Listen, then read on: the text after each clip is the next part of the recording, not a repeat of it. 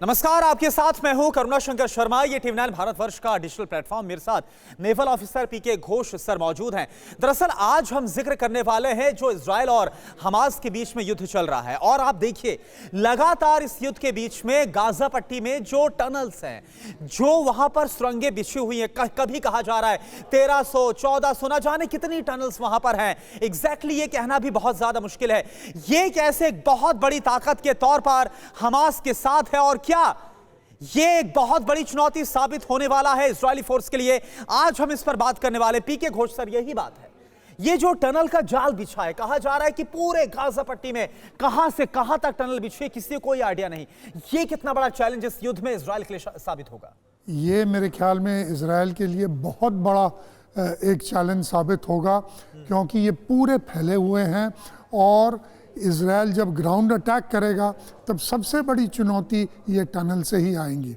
मैं ये टनल्स के बारे में थोड़ा बताना चाहता हूँ।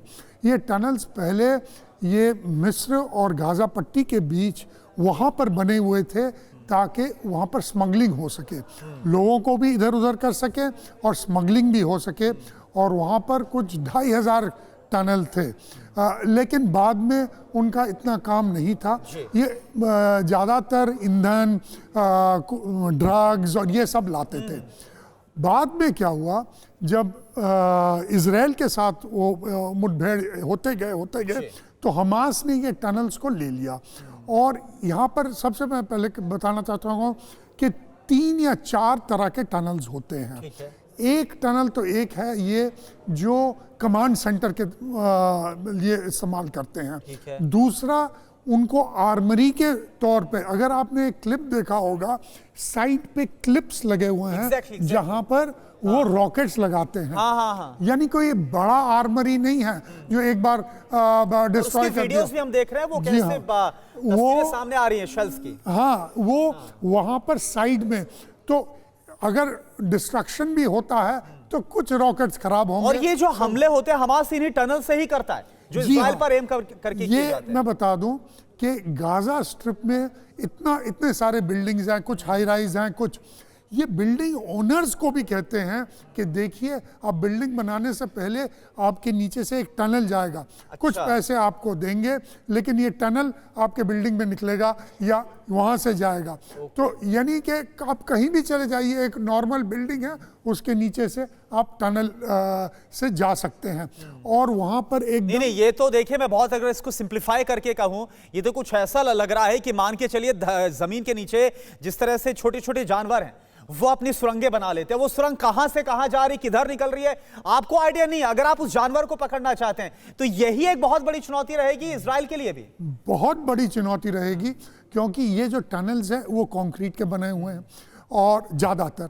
और मेरे पास इतने भी वो स्टैटिस्टिक्स हैं, जैसे 2014 से 4680 ट्रक्स में ये जो बनाने के लिए इजराइल के थ्रू ये सामान आया था, लेकिन उन्होंने भेजा था ताकि ये हॉस्पिटल बने, स्कूल बने और कुछ बने, और उसकी टनल बनवा दी। उसकी टनल बनवा दी।